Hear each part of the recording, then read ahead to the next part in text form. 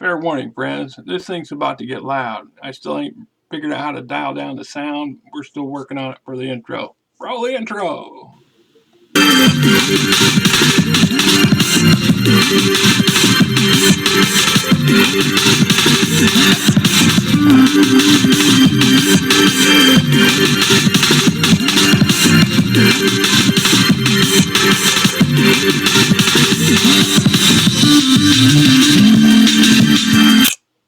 Alright folks, this is Rick and welcome back to my channel, what there is of it. Recently I've been watching a bunch of YouTube videos and looking up some information on the concept of time travel.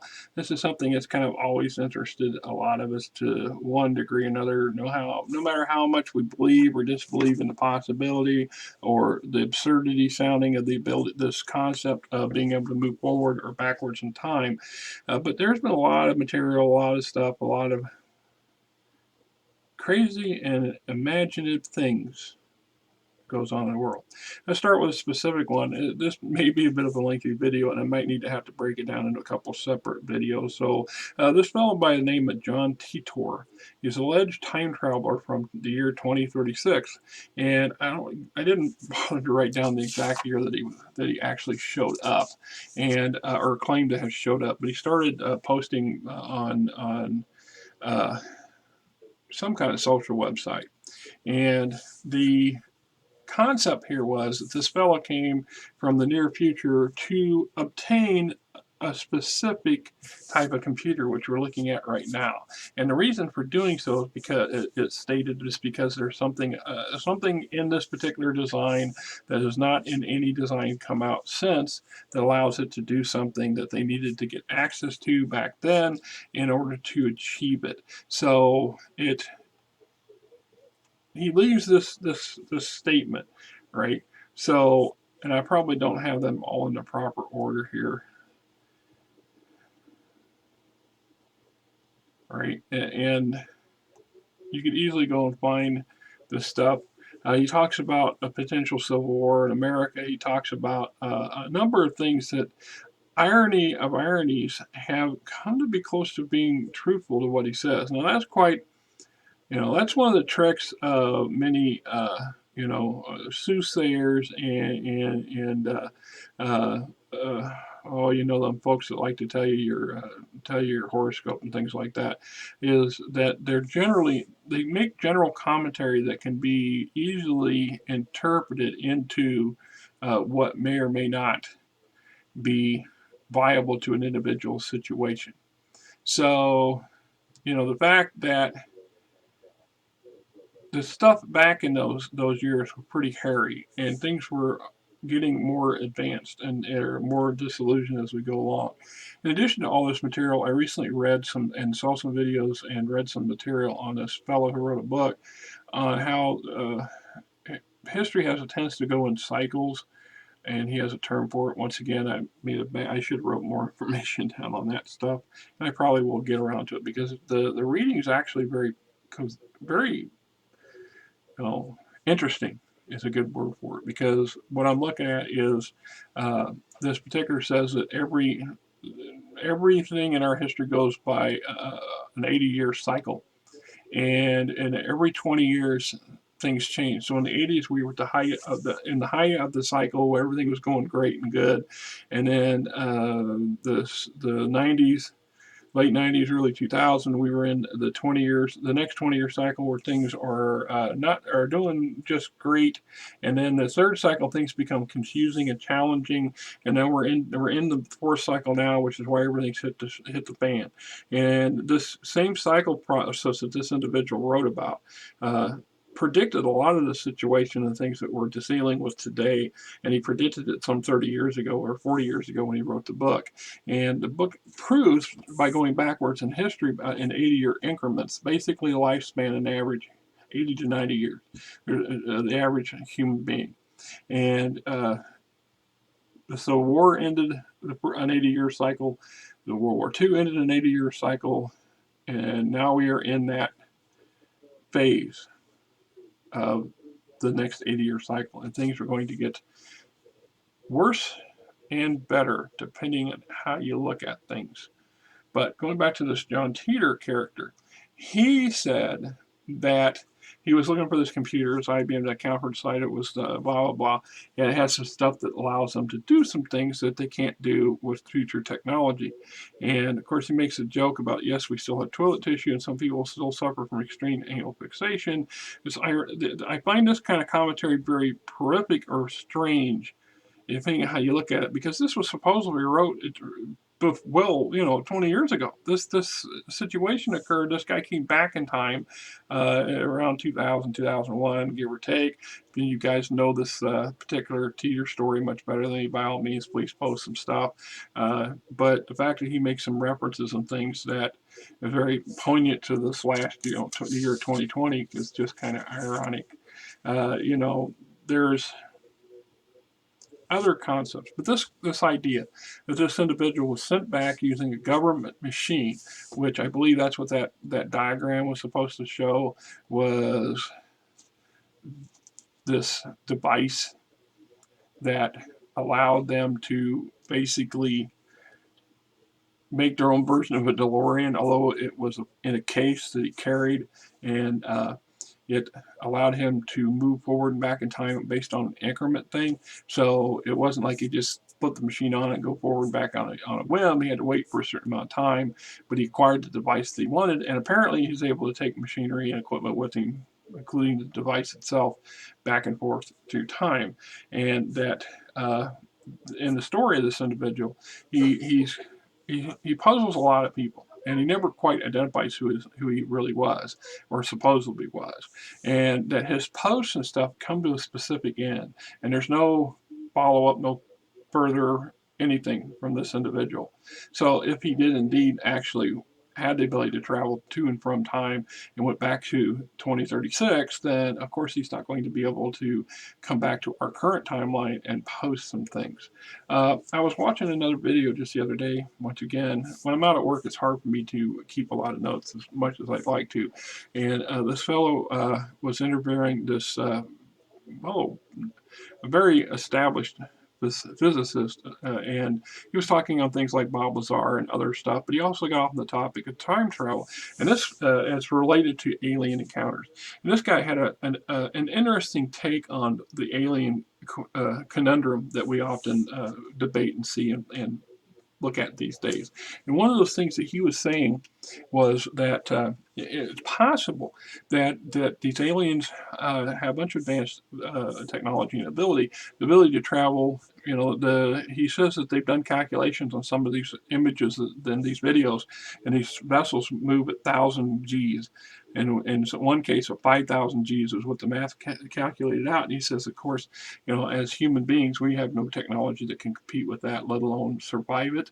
But that doesn't mean that the technology couldn't eventually develop over time. And then he says, if you take this kind of technology just based on the acceleration rate of these, quote, UFOs or UAPs or whatever you want to call them now, that they could potentially cross the entire galaxy in days or less than a month, and they reach such super velocity speeds that in essence time doesn't change for them because they're moving with the machine that's carrying up these hyper velocities, but the time around them does. So the idea that these aliens might have a home world somewhere that they travel to and then come back here potentially would be a fallacy, because thousands of years would pass in those 30 days that they're using to potentially cross the galaxy. And for everybody on that planet, just like everybody on our planet, 1,000, 2,000 years would pass. So he says more likely, and he says if you think hypothetically that perhaps these aliens are nomads and that they have, which would justify these stories of alien bases and things like this.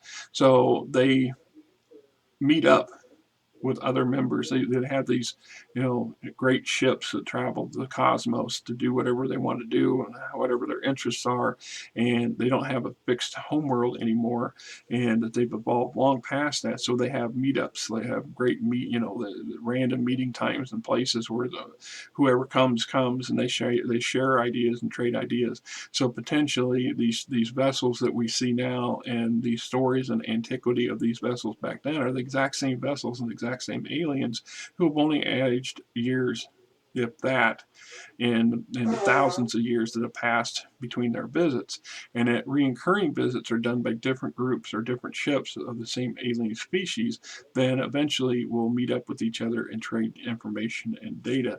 But meanwhile, that first group come here 2,000 years ago, and they come back today, and our entire world culture and everything's changed just drastically. Things are completely different from what it was. So, in his view, they would look at us as mayflies. We would not. We would be such a passing interest. They just stop in, check to see how things are going, what we're doing, have we wipe ourselves out, et cetera, and make a few notations in their logbooks or whatever, and zoom off to the next destination. And for them, a day or two has passed. Us, hundreds of years, thousands of years have passed. And then when they return, same thing scenario. So, there's the plausibility of that kind of technology. This is a high-end physicist talking about this stuff, and he acknowledges that there's no money really being shoveled out for any kind of research for this sort of stuff, for UFOs in general, aliens, the alien question. There's a reason, there's a stigma attached to doing any kind of serious research in the field, but with that stigma is changing. But there's also no money developed for it. They'll spend billions of dollars on trying to research the concept of dark matter and things that's so in the theology or in the so deep that the practicality of doing anything with it or capitalizing on it is zilch in this guy's opinion. And so they'll spend billions of dollars on this, but they won't spend $100 million to do a research on the possibility of how this technology might work or what if these things are, et cetera, et cetera. But he is stating that sort of stuff is changing. So in the case of this John Titor character, he implied, and there's a lot of BS out there, and you know it, I know it, the whole world's full of it, and he implied that he came back for a specific purpose, for a specific thing, which, from my perspective, as taking the man at his word. What if this guy, let's just say, for the sake of argument, this man was a time traveler, is a time traveler, had the ability to come back here and do something, get something. Now, why he would get on the social media and make commentary at all, doesn't fit usually the type of, because he claims that he was using government equipment, so that implied he was working for somebody's government. It was implied the U.S. government, but somebody's government from 2036. Well, he did this about in the late 90s, early 2000. Well, 2036 is not that damn far up the road. Not really. Why would you make a claim such a short period of time for a certain specific type of technology? Well, potentially 2016, 20 years from now, those 1980s computers would still have some functional use. Now, if you go a couple 100 years in the future, they would be so archaic. It'd be like looking at an abacus. And the abacus still function. They still serve a purpose, and they're still a useful tool if you know how to operate one and you understand the concepts of what the basic math that goes with it. So, but to have this device for a specific purpose, it's like one of those oh no or uh-oh moments where somebody down the road goes, oh gee, we need to figure something out or how to do something. Well, we can't do it with what we got now because our stuff won't do it because we evolved it out of our technology. We need something, that an older typewriter type computer will do. Do we have any left? And every decade, there's fewer and fewer of these gizmos around, especially functioning ones.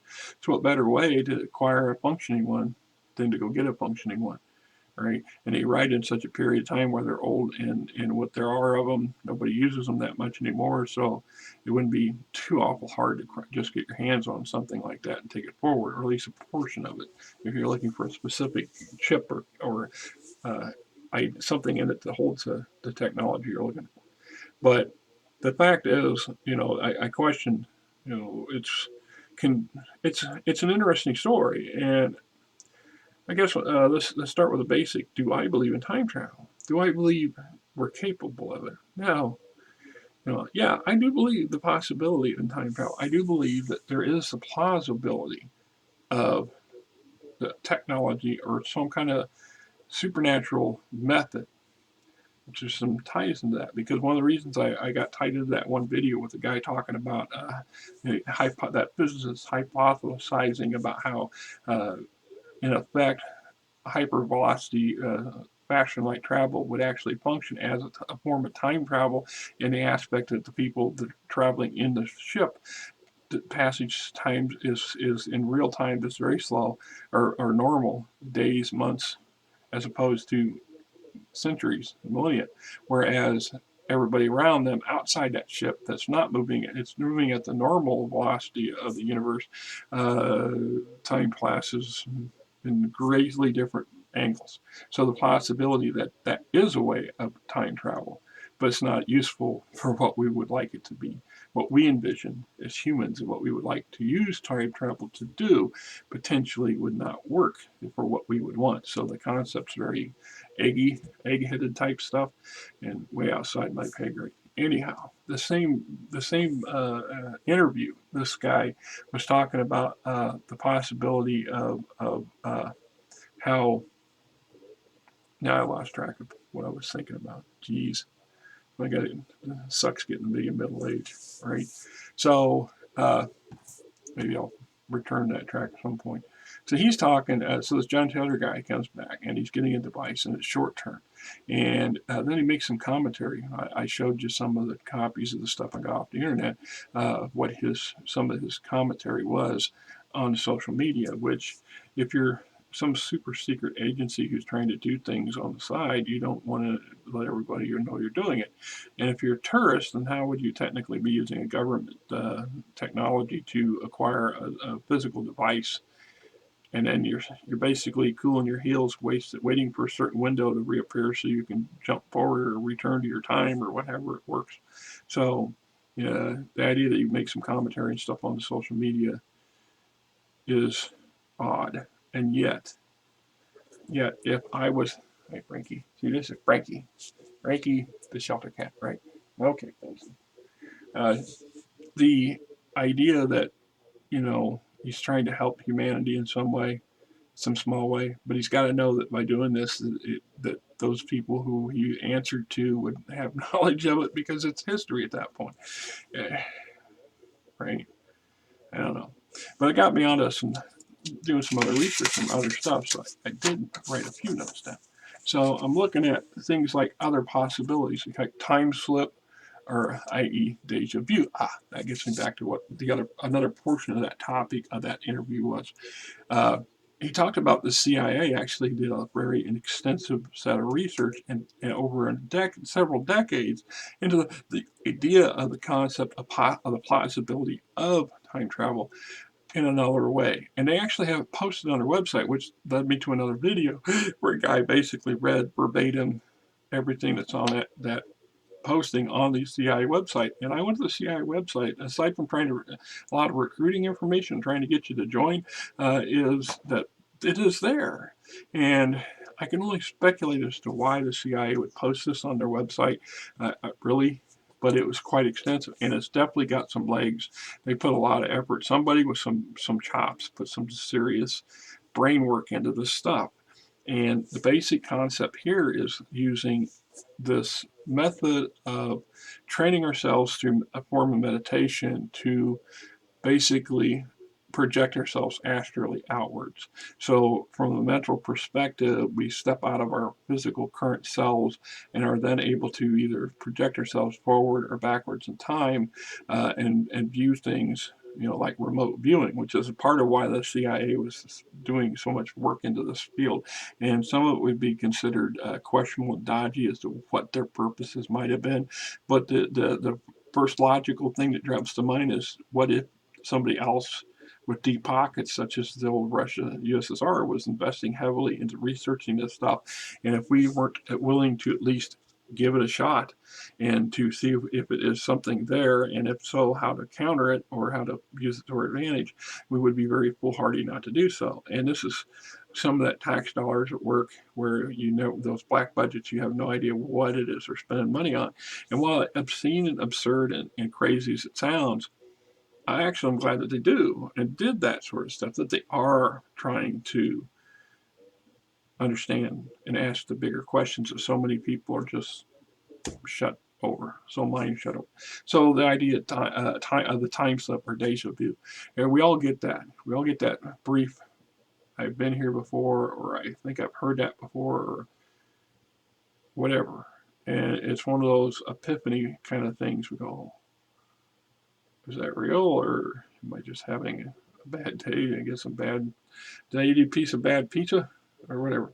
And then we got this something called inter inter internal no intentional time travel or dilation. This is where we get the concept of H.G. Wells, where we build a device, a machine, a piece of technology, something that allows us to move forward and back in time, to not change time, but to move with time and out of time. So time and space is a relative thing, and it's very convoluted in a lot of aspects. The concept of time, let's be the concept of timekeeping is a human thing. You know, I mean, animals and plants and stuff also have a formula idea. This is how they know, but they move with the seasons. They know when to do this, they know when to do that. Part of it's instinct and having learned it from their parents or genetics. But it's human beings that said, okay, this amount of minutes in an hour, this amount of seconds in a minute, this amount of days based on this. This is our calendar, things like this. We've had various versions of this through history, but this is something we have tried to quantify to make our lives more regimented and accurate, right? So the concept of time, and then there's the concept of timekeeping, is different. And even though it's the same in a lot of aspects, I know it sounds messed up, and it probably is, because hey, I'm not some physicist with bootloads of years of high educated training and money, that's shoved into education. But to my mind, that this is viable and plausible. So the idea that the concept of time, you know, in is different.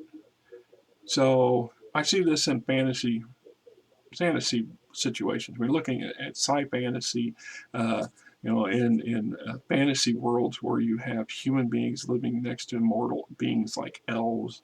Elves are considered immortal in some sci-fi genres, or I mean science fiction, fantasy genres, and others are extremely long-lived. Well, if you literally can time your lifetime in eons or centuries, and humans are going to come and go like a brief light, like a brief flash of light, your view on the world and things around you is going to be much different.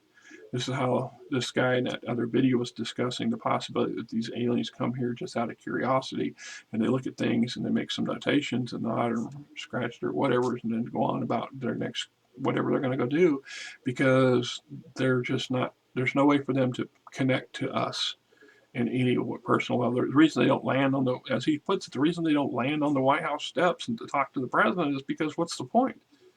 The next time they come back, there's not going to be a White House steps, and the chances are that America will be gone, and there'll be some other entity in its place, and more certainly the president.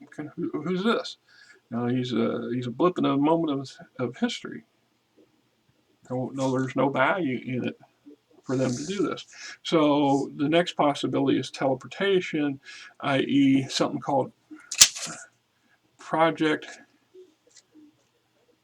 Pegasus. This is something the government and some think tanks put together, and I tried to do some research on it. I got hit and miss on a few things, but the concept of teleportation using both mind over matter, we're back to the supernatural function, and the possibility of some kind of technologically driven device that would allow you to move things from here to here. The rumored Philadelphia experiment is one that comes to mind right off the bat for a lot of people. It's been debunked a lot of times. A lot of people insist that was just a naval experiment on degaussing the hull to make it so mines and stuff would be not attracted to the warships during World War II, and to some pretty fantastic stuff about the government actually trying to experiment with what would have been an invisibility cloak, but it failed, and it functioned in a method that was completely unexpected, i.e. teleporting the ship from here to there and back again. And of course there's been, well, there's lots of stuff, whether you believe it or not. I think it was blown out of proportion. I don't think it actually occurred the way that people would like to, would seriously like, would like to send. I feel horrible for those people that supposedly were affected by it, but I don't think there's no concrete evidence to suggest that it was a teleportation device or effect gone south. Was there an attempt to perhaps create some kind of electronic invisibility shield? You bet your bippy I believe that that sort of stuff is the sort of thing our government would try. Especially at the height of war, when you guys, any edge you can come up with, no matter how crazy crackpot. And you think I'm nuts about that? Okay, fine. You know what? No. Think about this for a minute.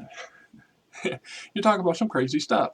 There was a fella, proposal to the U.S. military in the early 40s during the height of World War II to create fire bombs. And here's how he was going to do it. He was going to pack tens of thousands of bats into cluster bombs, and they would drop these things, these incendiary cluster bombs full of bats, over Japanese cities, which were notoriously made of paper and bamboo back in those days. And the idea was that these flaming bats would scatter and fly, and of course bats are inclined to fly up into the eaves of houses and whatever, and in doing so would set the houses on fire. And the government spent money on it. Go look it up. Google it. It's a legitimate crazy thing. They actually spent money and effort and time to they were almost to the deployment stage. They were gathering up bats in sufficient numbers to actually see. The problem is they couldn't figure out a way to keep the bats alive long enough to get them from America to a Japanese homeland where they could be dropped as a bomb. It wasn't completely practical at the end of the day. It's no different than when the government, between the U.S. and the Brits, concocted an idea to build an ice floating supercarrier with the intentions of setting a number of these things out in the Atlantic to act as mobile airfields so they could put aircraft up to help patrol the areas that our ground-based craft could not reach. And we didn't have sufficient aircraft carriers to operate. And the idea was they took salt water and sawdust and froze them. And the combination of the two, they thaw out extremely, extremely slow. It takes a long time to thaw.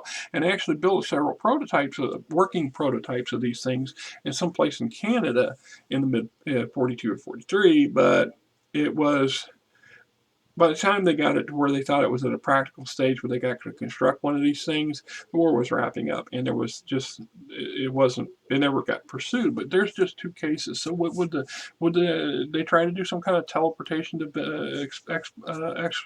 would they research the possibilities? Hell yes, they would. Would they research the possibility of an invisibility cloak? Hell yes, they would. And keep in mind that a lot of electronics and stealth technology today is just the same thing.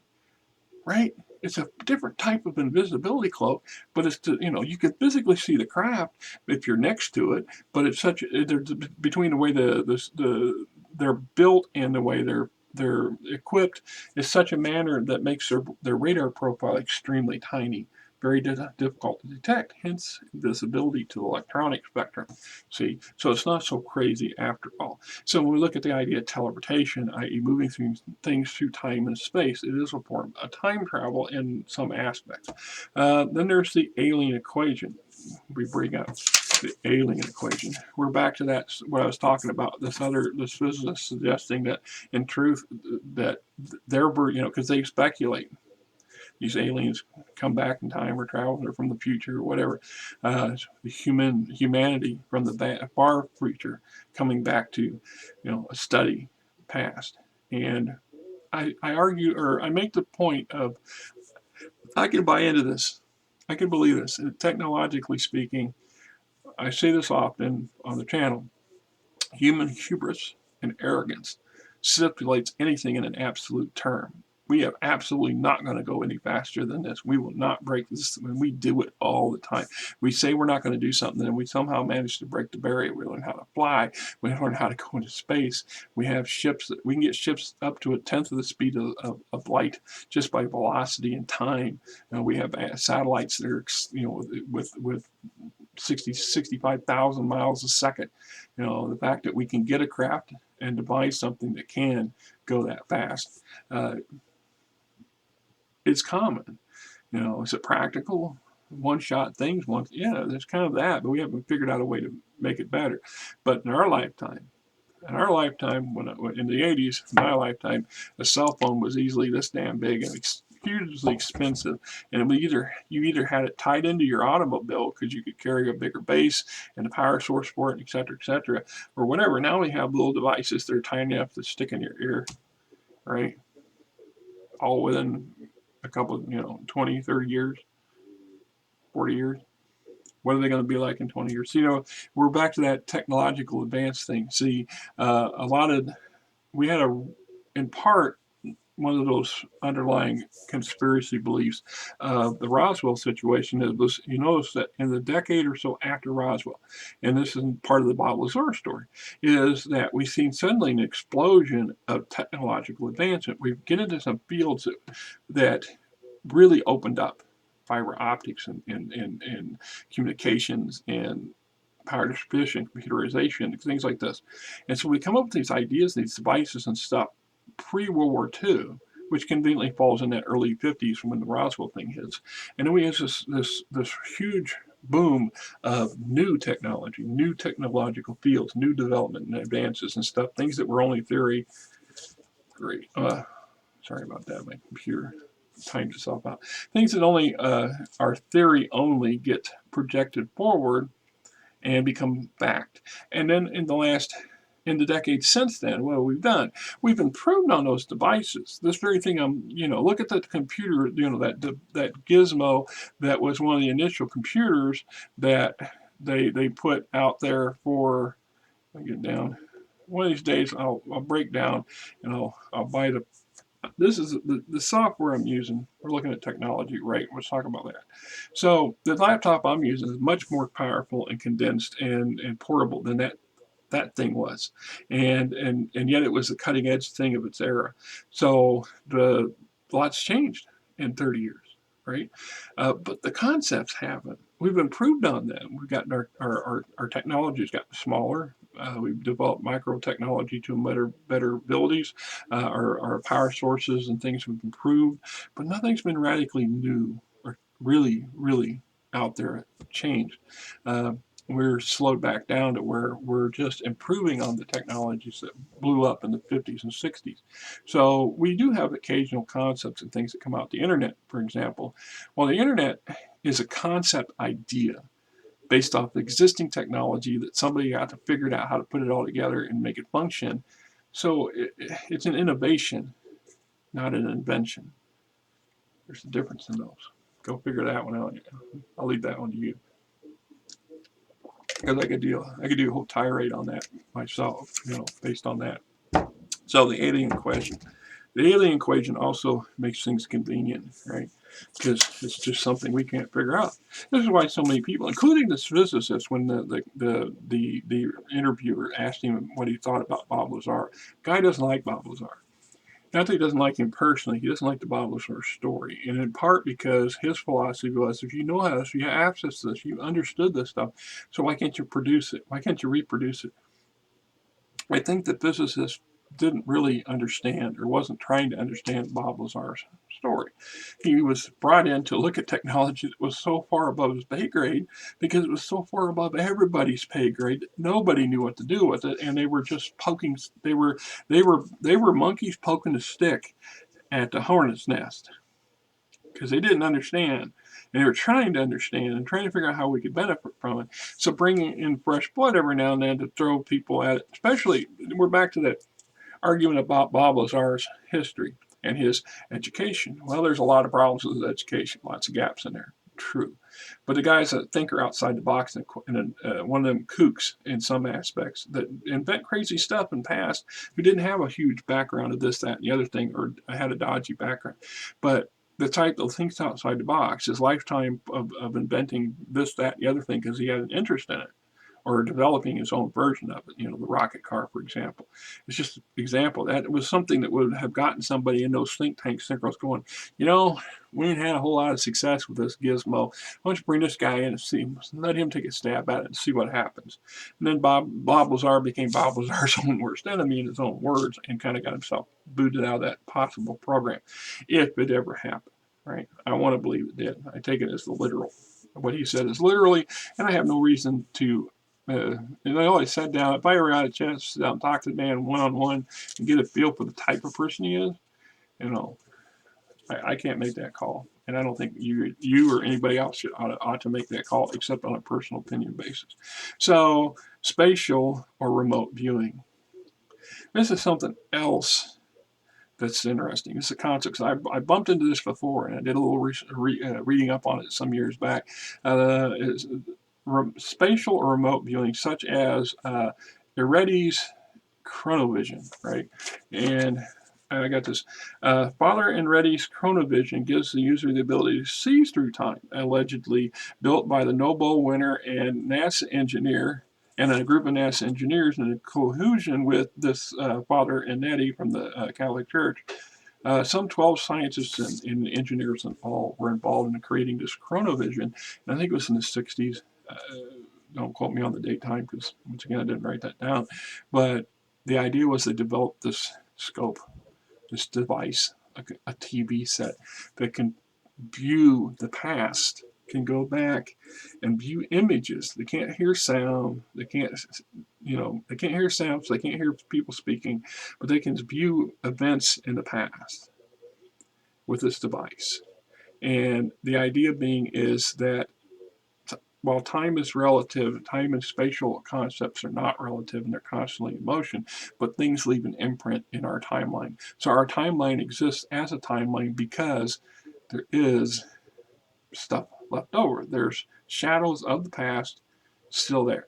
It's like genetics. We can trace our genetic lines back a long way. So we can tell you, we can, with the right kind of research and stuff, potentially they can tell us who our grandparents are, great grandparents are, what corner of the world we came from, et cetera, et cetera, et cetera. It's just like how we can, use certain types of technology and science to develop or discern how old an object is, how long ago something was buried in a specific place, or when did it become carbonized, et cetera, et cetera. And even that stuff's not 100% absolute. I agree with that. But the idea was the Chronovision allows elements that the people who possess the device to look back in time. And of course, we never heard anything since then about it. It's the sort of device, if that stuff did work, it would have limited applications. I mean, you're not going to be able to see the future. You can't predict or get an idea of what might be coming up the road. And in part because I think I like the adage that Yoda from the Star Wars genre puts in there. The future is always in motion. So in that aspect, every element, every day changes everything. Everything we do. This is why there's the theory of the multiple dimensions, the multiple universe, the multiverse, where there's a version now where I didn't get up and make this video today. There's a version where I make this video and the cops kick my doors down and haul me away in a bag.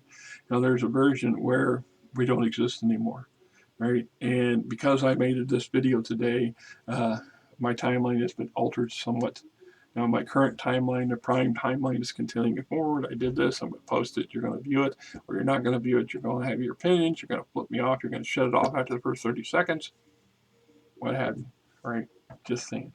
But the theory is in that aspect. So the idea that you can't, but the past is the past. So if our timeline is specific, our specific timeline is unbroken behind us, because that's just the way the cosmos is set up. So in potential, a device, if you could figure out a way to create a concoction that picks up echoes of the past, images of time long gone or places long gone. There's a kernel of plausibility there. Whether or not it's just occurred, whether it happened, whether it functioned, I have no way to say or one way or another. It's an interesting theory anyway. Yeah, so we look at that. Then let's see what I got. Then there's this guy named Ali Razarki, an Iranian scientist, claims to have built a device that can predict a person's future. Okay, I really think that holds. As much as I want to take it as a literal truth, I'm back to that. I strongly lean into my belief of what, like the Yoda mantra about the future is always in function. We are the masters of our own future. If you don't like your present, change your present, and your future will go with it. You will have a better future or a worse future, depending on what you do and don't do. You know, and personal experiences of that is backs all this up. All right. It'd be nice. We're back to the fortune telling thing, right? Fortune tellers are great about telling you what they think you want to know and what you want to hear, and doing it in such a vague enough way to be believable that things are plausible. It's the same thing like predictions. You know,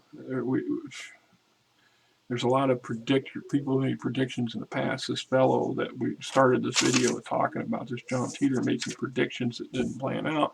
He also made some predictions that did pan out, but not quite the way he portrayed them.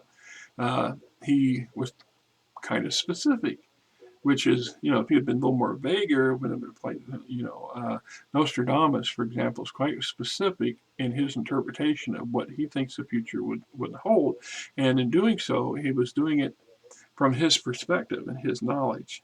He was seeing things that were totally beyond his scope and ability. We're back to that, you know, like the Bob Lazar story about being introduced to technology that is so alien to understand that it simply boggles our current mind and our best of our minds because they just can't grasp how something this would work. We're back to that simple picture, that simple concept. We look at the sketch work he gave us of those devices.